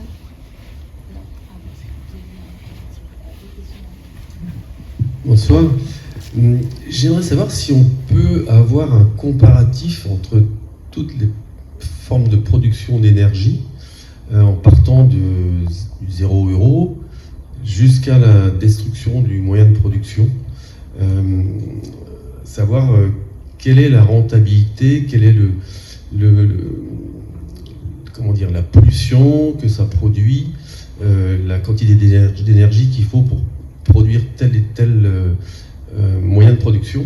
S'il y a un tableau comparatif qu'on peut trouver pour voir quelle est l'énergie la plus propre pour la planète. Je ne sais pas si je me fais bien comprendre. Je sais, par moi, ma petite expérience, que l'hydroélectricité, ça me semble la plus propre, mais pour le reste, je ne sais pas. Et j'aimerais bien trouver un tableau comparatif en partant de la production, de l'usine, l'hydrolienne, etc., qu'on puisse comparer, qu'on puisse savoir quel est le moyen le plus propre pour la planète.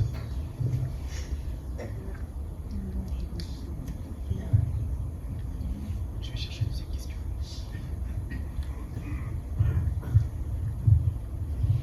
Oui, bonsoir. Robert Loderov, donc je suis le directeur technique du parc éolien citoyen de Bégane, le premier parc éolien citoyen de France.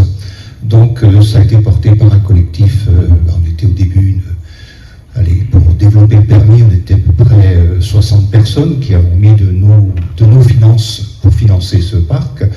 Et ensuite, quand tout était à peu près sécurisé, les permis de construire et d'exploitation obtenus, donc on a ouvert de façon plus générale le financement aux citoyens. Donc vous faisiez mention d'un parc à 800 personnes, Bégane c'était à peu près ça, il y a à peu près 800 citoyens qui sont intervenus. Et nous gérons depuis le parc, donc le parc a fêté ses 10 ans en 2024. Donc ça fait 11 ans, 12 ans bientôt qu'il tourne. Donc ça se passe bien. L'acceptabilité avait été bonne. Et comme vous dites, on est très réactif. Hein. On a mis des bridages hiver, des bridages d'été, des bridages apéro, qu'on a appelé comme ça, en situation intermédiaire, pour que les riverains ne soient pas gênés. Donc on a fait tout de suite du tractage aussi auprès des citoyens, pour les impliquer, les citoyens et les riverains, pour les informer de toute l'avancée du projet. Et on est donc actuellement à 3 parcs en exploitation. Il y a Bégane, près de Redon, Agessac, je vais dans l'ordre, Sévérac-Guinguette, le parc Isaac Watt, et le 3e, donc c'est Avessac. Au total, il y a 13 machines et 26 MW de puissance. Voilà, donc c'est faisable. Hein. Et on est aussi partenaire du fonds énergie partagée qui permet de faire sortir des projets solaires, photovoltaïques, thermiques, des projets aussi de biomasse éventuellement, et des parcs éoliens un petit peu partout en France. Et on a encore 2 permis qui sont en attente de recours. Voilà, donc c'est possible. Mais en mer, c'est une autre paire de manches. Je crois que le budget du parc de Saint-Brieuc est de 4 milliards d'euros, à peu près, pour 64 machines. Merci beaucoup. Je pense que cette intervention n'appelle pas de réponse. Remarquable. Alors, je voudrais essayer de répondre à votre question, mais elle est effectivement difficile parce que il y a plusieurs dimensions. Il y a la dimension du coût, évidemment. Il y a quelque chose que vous avez évoqué, qui est ce qu'on appelle le retour sur investissement énergétique. C'est-à-dire combien d'énergie il faut pour construire un dispositif qui va ensuite produire de l'énergie. Et par exemple, le photovoltaïque il y a 40 ans, quand on l'installait surtout dans le nord de l'Europe, ça avait un retour énergétique pas très bon. Il fallait 5 ans ou peut-être 10 ans pour rembourser l'énergie. Donc c'était pas d'un rendement formidable. Et puis, au fur et à mesure que ça s'est développé, on a fait des progrès techniques extraordinaires. On est passé d'un rendement de 12% à un rendement de plus de 20% sur la lumière reçue. On est passé de galettes de silicium qui faisaient 1 cm d'épaisseur à des galettes qui sont ultra fines aujourd'hui. On met... on est comme ça en grammes par watt. On est passé de 15 à 7, puis à 3 grammes par watt de silicium. Donc aujourd'hui, c'est une tranche ultra fine de silicium. Un panneau solaire photovoltaïque, c'est quoi? C'est du verre, de l'aluminium et un peu de plastique, et c'est tout. Le silicium, là-dedans, ça pèse rien. L'électronique, ça pèse presque rien, mais c'est ça qui fait de l'énergie. Et donc, le retour sur investissement énergétique, il est de moins d'1 an aujourd'hui. Surtout qu'en plus, le solaire se déplace vers des pays plus ensoleillés où il produit plus. Donc, le retour moyen dans le monde, c'est 8 mois à peu près maintenant. Donc, c'est devenu quelque chose de très, très efficace. Pour l'éolien, je ne sais pas, mais c'est le même ordre de grandeur à peu près. Après, vous avez d'autres dimensions. Il y a le prix, donc on a vu que c'est parmi les énergies les moins chères, mais il y a les externalités. Donc les externalités, ça peut comprendre quoi? Ça peut comprendre tout ce qui n'entre pas dans le prix, mais qui pourrait y entrer un jour si on avait des politiques d'environnement plus sévères, par exemple. Comme on a des taxes carbone, on pourrait avoir des taxes sur, je ne sais pas, sur l'utilisation des métaux, sur... Donc il y a beaucoup de dimensions. Il y a la pollution de l'air, la pollution de l'eau. Ce qui est sûr, c'est que les fossiles, c'est ce qu'il y a de pire. C'est devenu ce qu'il y a de pire. Le charbon, c'est ce qu'il y a de pire. Après, c'est le pétrole et après, c'est le gaz. Les renouvelables, c'est mieux. Le nucléaire est à part parce qu'il a un très bon bilan apparent, mais il présente des risques spécifiques. Et donc, comment est-ce qu'on en tient compte ? Les risques que créent les déchets ultérieurs, les risques que crée le fonctionnement courant. On a eu 5 réacteurs détruits par des incidents qui n'étaient pas prévus, puisque les probabilités nous disaient qu'il y aurait entre 0 et 1 accident dans le monde, et puis il y a eu 5 réacteurs détruits, dont 3 au Japon, 1 en Russie, 1 aux États-Unis.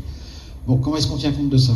Alors il y a des gens qui vont nous dire oui, mais finalement tout va très bien. D'ailleurs, la faune sauvage à côté de Tchernobyl, elle se répand très bien parce que comme il n'y a plus d'habitants, bah oui, il y a beaucoup la faune sauvage vit bien et les mutations sont plus fréquentes. Bon, alors est-ce que c'est positif ou pas ? Je ne sais pas.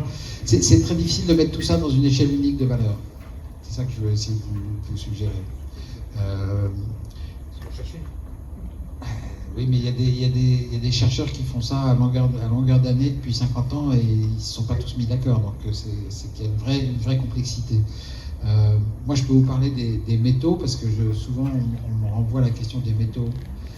Parce que c'est vrai que les éoliennes, le solaire utilisent plus de métal qu'une centrale électrique à charbon ou à gaz. Mais évidemment, on regarde pas, quand on dit ça, on regarde pas l'extraction du charbon. L'extraction du charbon, c'est énorme. L'extraction du pétrole, c'est énorme, mais c'est des dégâts aussi considérables dans certains coins. Voilà, il faut tout regarder, parce que c'est vrai qu'il y a des mines qui peuvent être plus ou moins bien gérées, plus ou moins polluantes. Je ne vais pas vous dire que la mine, c'est un truc formidable toujours, et que c'est toujours des modèles d'écologie. Mais en même temps, sur un même métal, on observe des différences très grandes d'une mine à l'autre, d'un pays à l'autre, selon qui est l'exploitant. Et c'est pas toujours les grandes compagnies internationales les pires, hein, c'est plutôt les mines artisanales les pires en fait, parce qu'ils n'ont pas les moyens, c'est pas leur faute, mais dans la mine aujourd'hui, une des tragédies, c'est la mine d'or artisanale, c'est les chercheurs d'or. La pollution des rivières, c'est bien plus que les grandes compagnies minières. Voilà, c'est comme ça. Donc c'est juste pour dire que c'est très difficile de mettre tout sur une échelle unique et voilà, moi je ne sais pas faire.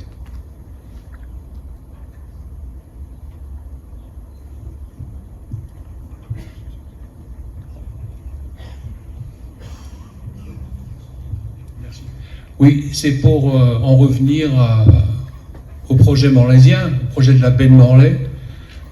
On est nombreux, je pense, à être tout à fait convaincus par le renouvelable et par les éoliennes, mais on se pose des questions sur le gigantisme du projet. Le gigantisme du projet. On va produire un tiers de la consommation bretonne, c'est ce qu'on nous dit. Bon, c'est la Bretagne à 4, c'est déjà ça, c'est pas la Bretagne à 5, mais bon, quand même, c'est énorme.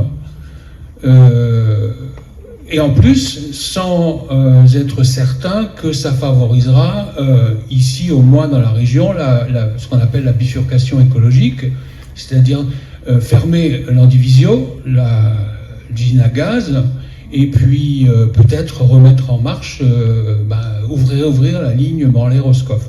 Une deuxième chose que je veux dire, je ne peux pas m'empêcher de le dire aussi, c'est une petite réflexion personnelle, c'est la manière dont le débat et la concertation a été menée.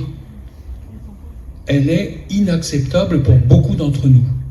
Inacceptable. La commission pour le débat public et les 6 mois qu'il y a eu de concertation, soi-disant, avec les élus locaux, qui n'en parlent pas du tout, hein, les élus locaux ne parlent pas du tout de ce qui se passe. Hein. Ça a été mené en 6 mois.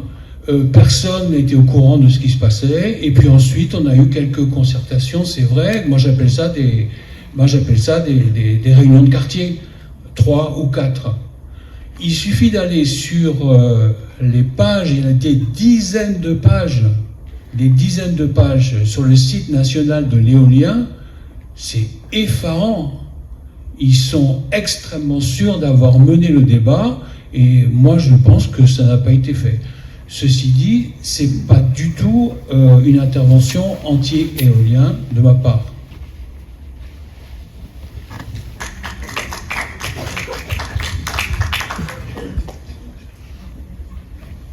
Oui, je vais peut-être rebondir sur ce qui a été dit. Effectivement, la question, moi, je la pose à l'Assemblée, je la pose à l'État, et je la pose à vous aussi. C'est pourquoi on n'est pas impliqué dans ces projets et pourquoi le projet de la baie de Morlaix est le pire de l'appel d'offres 10. Et je m'explique quand je dis le pire. C'est que j'ai repris les critères qui ont été utilisés par l'État dans sa très grande sagesse. Il y a 9 critères pour positionner un champ éolien offshore sur toutes les façades maritimes, pas uniquement ici. Alors ça concerne des choses évidemment très importantes, par exemple l'environnement, la pêche, la sécurité maritime. Il y a des sujets de défense nationale également. Et puis il y a des critères techniques, bien sûr, la bathymétrie. Est-ce que les fonds, voilà, est-ce que c'est très profond, est-ce que ça va être flottant ou posé, ça a de gros enjeux économiques. Est-ce que la nature des fonds va permettre un raccordement un petit peu moins coûteux? Je vous rappelle que ça va coûter à peu près 3,2 milliards d'investissements et 4 milliards sur la durée de vie de raccorder ce champ. Le développement du champ, ça sera à peu près 16 milliards. Voilà. 16 milliards qui seront profitables, je vous le garantis, parce que les prix seront garantis. Il n'y a pas d'opération offshore qui ne fasse pas de profit, c'est pas possible. Voilà, un industriel ne prend pas un produit sans profit. Donc, il y a ces critères-là, puis il y avait 3 objectifs d'équilibre. Les 3 objectifs d'équilibre, c'était la cohabitation des activités en mer. Le second, c'était de préserver un équilibre entre l'éloignement des côtes, qui est demandé unanimement par les populations pour l'éolien offshore, par rapport au coût que ça engendrerait. Par exemple, si on passe de posé à flottant, le surcoût est très important.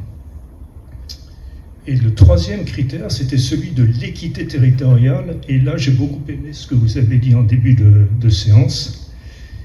Eh bien, c'est très inéquitable pour 2 raisons.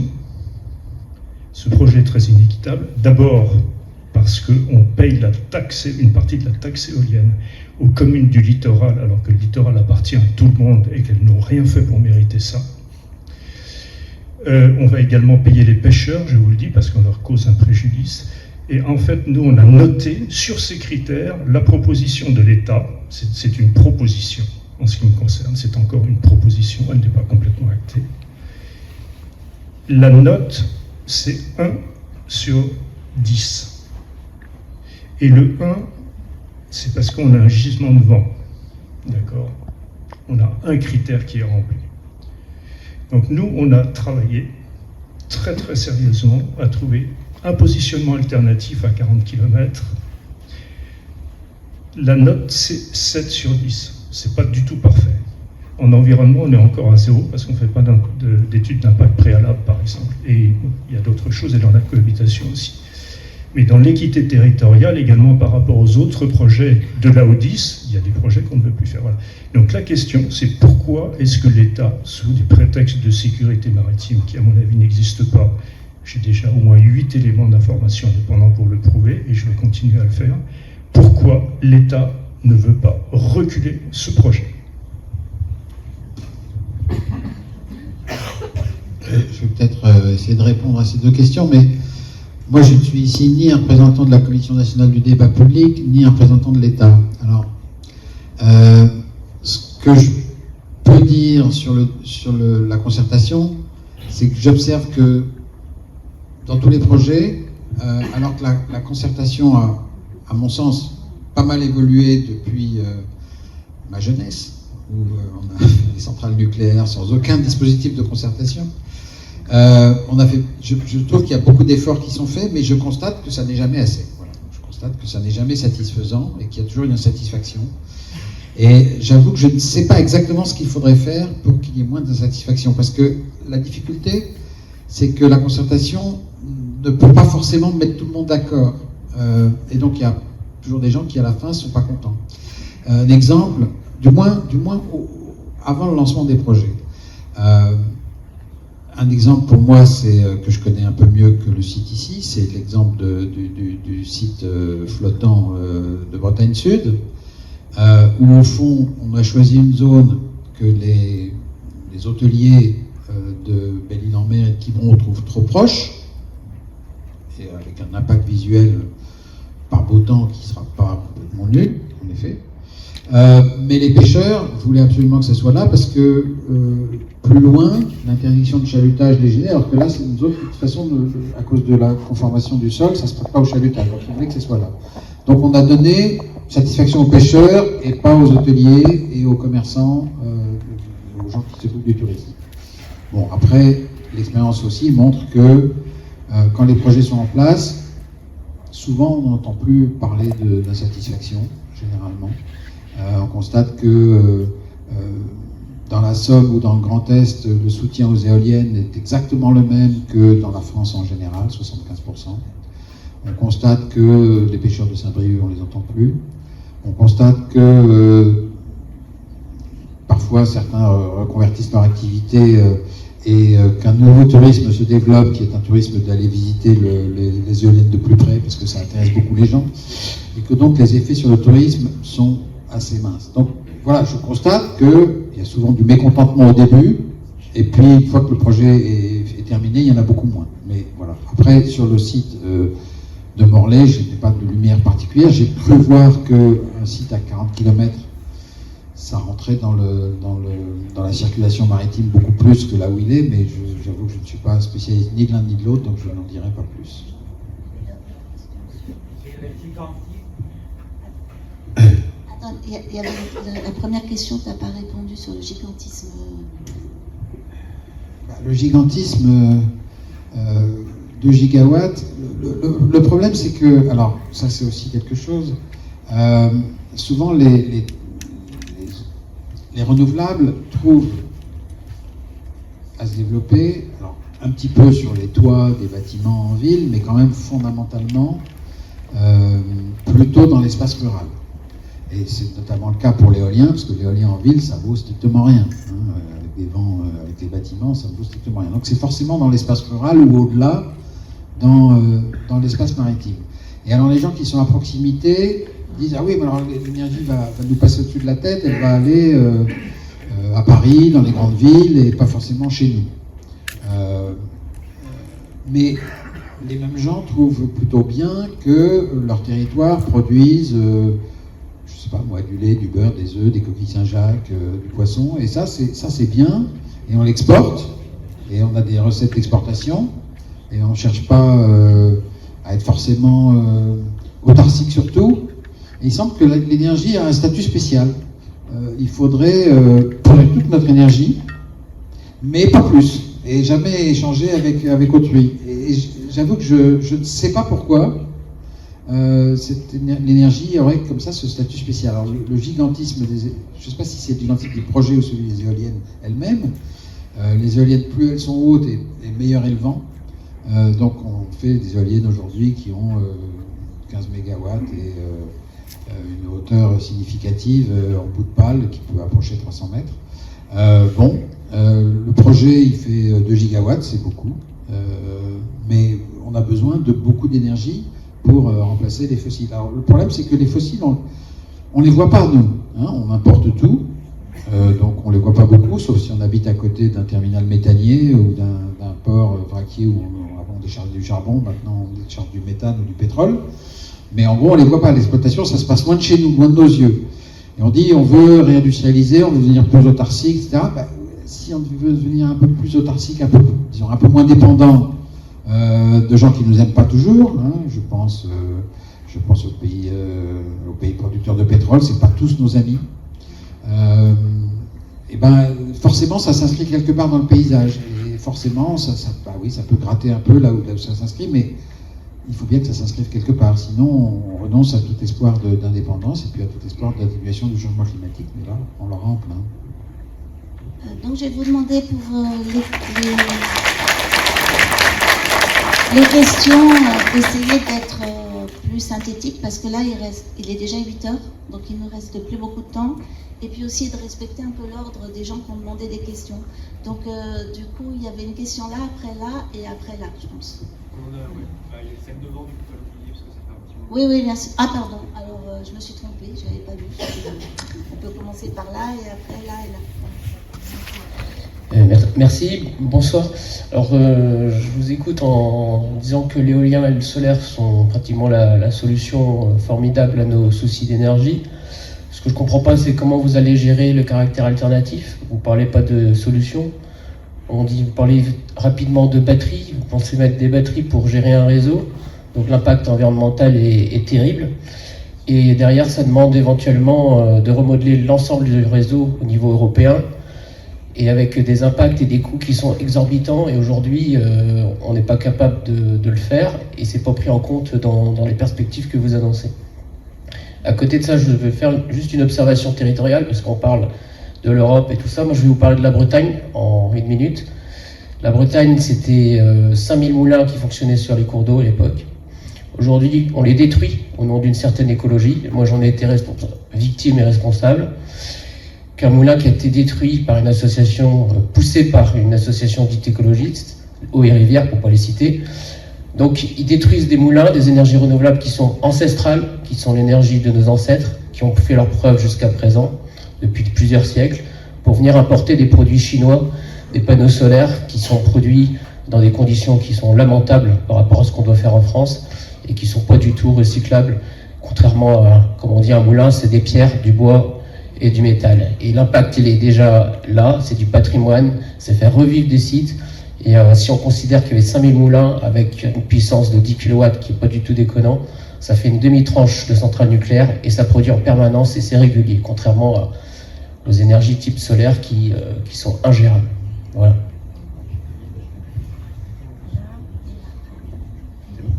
Oui, bonsoir.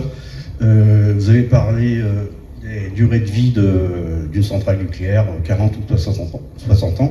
Je voulais savoir pour une éolienne et pour un panneau solaire, ce que c'était, puis ensuite le recyclage des matériaux par rapport à tous ces panneaux solaires et puis l'éolien.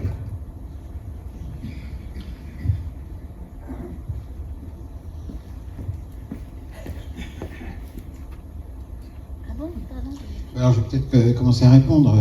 Alors, la gestion de la variabilité, je crois l'avoir montré. Les batteries, c'est un moyen secondaire. Le moyen principal, c'est la bonne complémentarité du solaire et de l'éolien.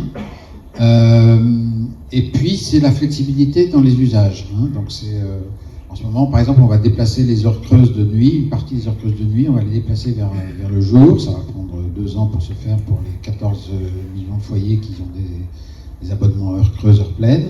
Pourquoi ? Parce que on a souvent pas mal de solaire à midi et on l'a pas la nuit, donc on va déplacer une partie de la consommation pour qu'elle soit plus supportée par le soleil. Donc ça, c'est de la flexibilité. Et puis l'essentiel, c'est la complémentarité. Alors les batteries vont intervenir. Vous savez, l'essentiel des batteries qu'il y aura sur le réseau en 2040-2050, ce sont les batteries de nos voitures électriques, qui sont pour les voitures des particuliers. En gros, elles roulent 1 heure par jour, en moyenne.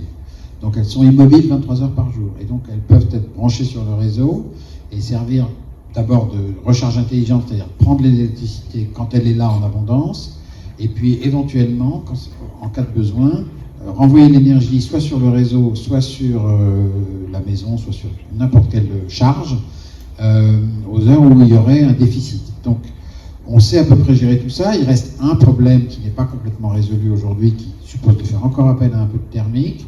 C'est le problème de ce qu'on appelle les Dunkelflaute. C'est la semaine d'hiver où il n'y a pas beaucoup de vent. C'est l'anticyclone en hiver. Et ça, c'est un peu plus difficile. On aura ce problème à affronter quand on sera à des taux très élevés de renouvelables. Pour l'instant, on en est très loin, donc c'est pour l'instant pas un problème, mais ça en sera un. Et on commence à avoir des solutions décarbonées pour ça, mais même si on garde un peu de carbone, du gaz fossile, par exemple, dans les centrales qui existent, ça peut être le cas de l'Andivillo. L'idée, c'est que ces centrales, elles vont fonctionner de moins en moins, mais qu'on va peut-être devoir les garder par sécurité pour cette semaines ou ces 2 semaines où il y a trop peu de vent. Donc on les gardera pour cette occasion-là. Comme on garde un groupe électrogène à l'hôpital pour le jour où il y a une coupure de courant. Parce que c'est trop grave si on n'a plus d'électricité à l'hôpital. Donc on garde un groupe électrogène, même s'il ne marche jamais. Et s'il marche quelques heures, et ben c'est pas grave. Voilà, et ce coût, c'est le coût de la sécurité. Et c'est pareil pour un réseau dans son ensemble. Alors, avec ça, il y a la question de matériaux, il y a la question de la Chine, il y a tout qui arrive à la fois. Alors, le recyclage des éoliennes est quasiment intégral, sauf les pales. Il n'y a que la question des pales qui aujourd'hui n'est pas résolue. Le reste, c'est quoi? C'est du métal. Le pale est peut-être la nacelle en plastique, bon, qui peut servir de tiny house, de petite maison. De même, on recycle des pales aujourd'hui en mobilier urbain. Mais voilà, je vous accorde que le problème n'est pas complètement résolu. En revanche, tout le reste, tout ce qui est métallique est recyclé, tout ce qui est la structure au sol est recyclé, c'est une obligation légale depuis juin 2020. Il n'y a pas de problème pour recycler ni le cuivre, ni l'acier, etc. Les panneaux photovoltaïques, si, c'est pareil, ils sont très bien recyclés. Alors, ce qui n'est pas recyclé, c'est la très fine galette de silicium. Je lis sur les réseaux sociaux des trucs absolument extravagants, comme quoi la pile des anciens panneaux solaires donc, qui marchent facilement 30 ans, hein, mais après on les remplace parce que c'est surtout des nouvelles générations beaucoup plus efficaces. Pareil pour les éoliennes, souvent on les remplace avant la fin de leur vie technique parce qu'on va mettre en place une nouvelle éolienne plus moderne, plus haute et beaucoup plus productive. On va avoir moins de mâts et plus d'électricité. Donc c'est souvent ça qu'on fait au bout de 25 ans, 30 ans. Le panneau solaire, c'est essentiellement de l'aluminium et un cadre en aluminium et du verre. Et tout ça se recycle. On sait recycler le verre, on sait recycler l'aluminium. Et un tout petit peu de produits précieux, il y a un tout petit peu d'argent, il y a un petit peu de cuivre évidemment, et ça on sait aussi le recycler. Il reste la galette de silicium, mais c'est rien, vous savez, le silicium c'est quand même l'élément le plus abondant sur Terre après l'oxygène. Donc on n'est ni à court, ni c'est un polluant extrême. Voilà. Il y avait d'autres questions là-haut, je crois. L'hydroélectricité, bah moi je suis favorable à l'hydroélectricité, qu'est-ce que je peux vous dire? Après, je sais qu'il y a une discussion sur les cours d'eau en Europe. Il y a une directive sur le maintien des cours d'eau, etc. Donc il y a des discussions locales sur l'entretien des rivières. Je n'ai pas d'avis pertinent sur le sujet. Là, alors, je fais le récapitulatif du nombre de questions. Si vous voulez lever vos doigts là. Donc il y en a une là-haut, une là, 2, et... Oulala. Là, je pense qu'on ne va pas pouvoir, ou alors il faut répondre en 1 seconde, parce que là c'est déjà 20h10, donc je vous propose 5-10 minutes pour ces 4 questions. On y va vite alors. Bonsoir, donc moi ma question s'adresse aux écologistes de Morlaix. J'aimerais connaître votre avis sur l'étude d'impact qu'il y a eu sur le projet qu'on dit gigantesque dans la baie de Morlaix. Donc j'aimerais que vous nous donniez votre avis. J'ouvre une parenthèse, j'ai entendu une chose que j'avais jamais entendue de la part d'un écologiste, c'est-à-dire de faire un chantage sur l'emploi. Monsieur a dit 100, 110, 100 poids. Je trouve qu'il faut être prudent. Il faut être prudent dans ce type de projet. Je crois qu'il faut attendre un peu avant de s'engager. Donc prudence aux écologistes de dire que ça va créer 100 emplois ou 110 emplois. Et juste pour terminer, s'il vous plaît, je voudrais féliciter le travail associatif qu'il y a sur ce projet, parce qu'ils font des propositions, même une contre-proposition, qui mérite un peu plus d'attention qu'on leur prête. Et je leur dis bravo pour leur engagement. Et de plus, il y a une chose aussi incroyable, c'est que beaucoup croient à la concertation, mais ce n'est qu'une simple consultation. Donc, veillez à vraiment appuyer pour avoir de la concertation. Merci. Je pense que c'est...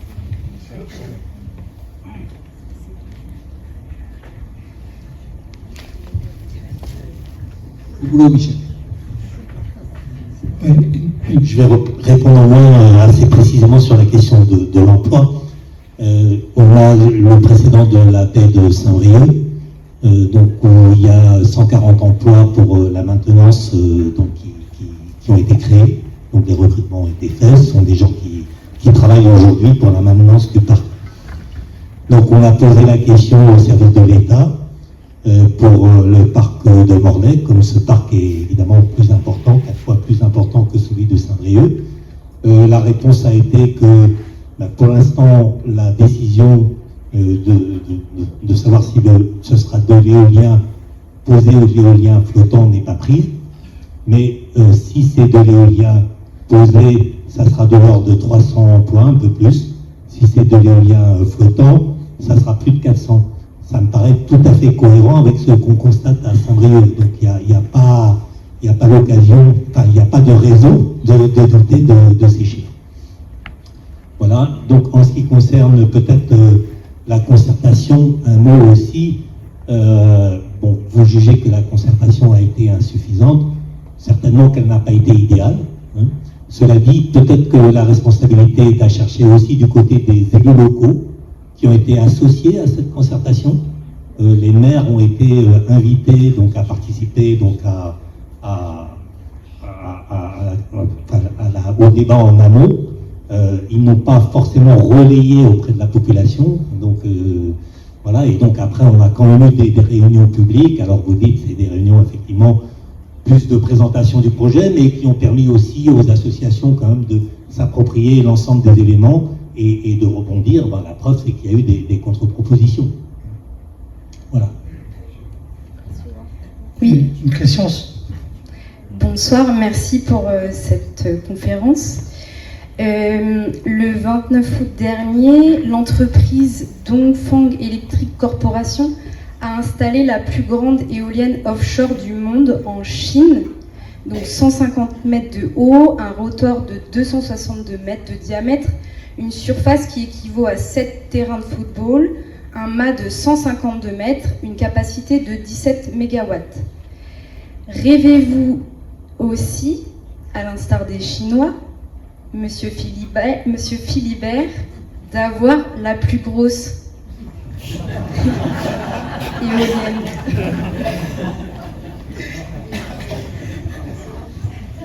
Et une question là. Oui, une question sur le coût de l'électricité. Donc vous disiez que c'est l'électricité solaire qui est la moins chère, ainsi que celle des centrales nucléaires, du moins celles qui sont amorties. Ma question c'est, est-ce que pour ces centrales nucléaires, on a calculé le coût des déchets nucléaires qui, à mon avis, devraient représenter un coût très important?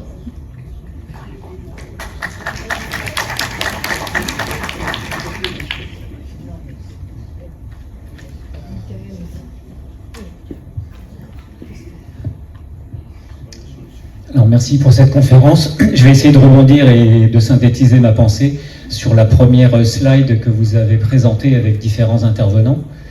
Alors j'espère ne pas trahir les propos de certaines de ces personnes qui étaient en photo.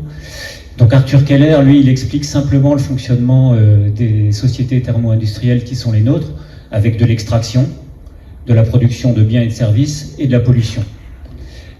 Ensuite, vous avez parlé de Jean-Baptiste Fressos, historien des sciences, qui prétend qu'il y a une accumulation des énergies et non pas une substitution, ce qui est d'ailleurs représenté dans une de vos dernières slides où effectivement les énergies fossiles diminuent, mais le solaire et le photovoltaïque prennent de la place, mais on voit bien qu'elles se substituent et qu'elles augmentent. Et je voulais rebondir aussi peut-être sur Monsieur Jancovici qui dit que nous sommes dans un monde fini et que donc la problématique de la croissance et donc du développement va quand même poser un problème à un moment donné. Et je finirai sur une personne que vous n'avez pas mentionnée, mais qui est Aurélien Barraud, et qui serait plutôt sur la question philosophique de pourquoi est-ce qu'on a besoin de produire autant d'énergie.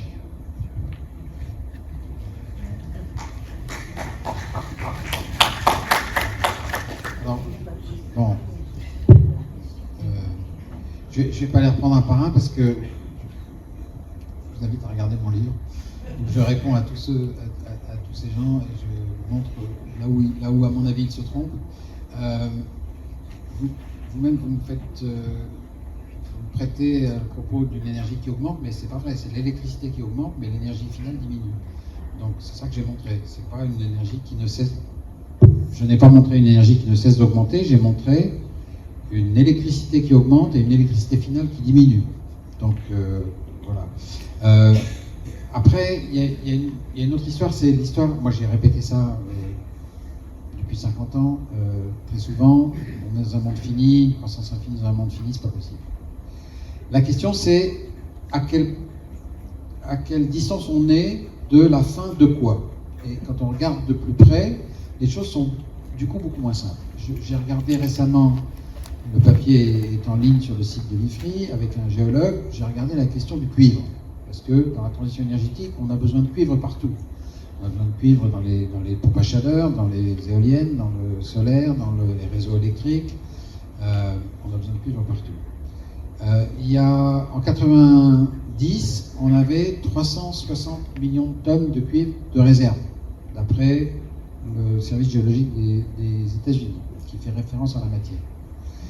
Depuis, on a extrait 650 millions de tonnes de cuivre, donc près du double, et on a des réserves qui sont maintenant estimées à 1 milliard de tonnes. Alors, ça paraît surprenant, mais c'est comme ça. C'est-à-dire qu'en termes d'années de consommation, bien qu'on a presque doublé la consommation depuis, et on va encore la doubler dans la transition énergétique, le nombre d'années qu'on a devant nous, il a augmenté. D'ailleurs, c'est pareil pour le pétrole. Donc ça a augmenté. Hein, moi, depuis que je suis dans l'énergie, on me dit c'est pour dans 30 ans, le pic pétrolier, puis maintenant que ça fait 50 ans qu'on me le dit, et maintenant on me dit c'est dans 40 ans. Donc, voilà. Après, il faut regarder dans quelles conditions. On continue les exploitations. Je ne suis pas fanat du pétrole de schiste, je ne suis pas fanat de l'exploration du pétrole dans l'Arctique, et ça fait partie des raisons pour lesquelles je souhaite remplacer ces énergies fossiles par des énergies renouvelables. Mais voilà, sur le cuivre, par exemple, je sais qu'on en a assez. Et ce qui se passe, en fait, c'est qu'on a amélioré nos techniques d'extraction. On utilise la même énergie aujourd'hui pour extraire une tonne de cuivre qu'il y a 70 ans. Et bien que la teneur en cuivre ait diminué. Alors, Philippe Biwix, que vous n'avez pas nommé, Philippe Biwix, il dit oui, la teneur diminue, donc on arrive au bout des réserves. Mais non, au contraire. Parce que les gisements avec des teneurs faibles sont beaucoup plus volumineux et beaucoup plus nombreux que les gisements avec des teneurs élevées. On a à peu près épuisé. Donc en réalité, pour l'instant, l'exploitation minière, au fur et à mesure qu'elle avance, eh bien, elle produit plus de réserves, si j'ose dire, elle découvre plus de réserves qu'elle en a consommées. Voilà. Alors, fatalement, ça ne va pas durer toujours. Mais rien ne dit qu'on est à l'aube de ça, et c'est ce que je reproche en gros aux effondristes. Et surtout, je pense qu'on a largement assez de réserves de matières premières pour faire la transition énergétique d'un monde où on va arrêter d'extraire du pétrole, du charbon et du gaz en quantité considérable. On va extraire quelques métaux pour faire la transition énergétique et s'alimenter essentiellement sur des flux constamment renouvelés d'énergie solaire et des énergies dérivées que sont l'hydroélectricité et l'éolien. Je vous remercie de votre attention. Bon, eh ben, on va s'arrêter là. Moi, je voudrais remercier tout le monde pour la qualité des questions. Je pense que le débat était intéressant et je vous remercie vraiment d'avoir joué le jeu de cette conférence. Merci à tous.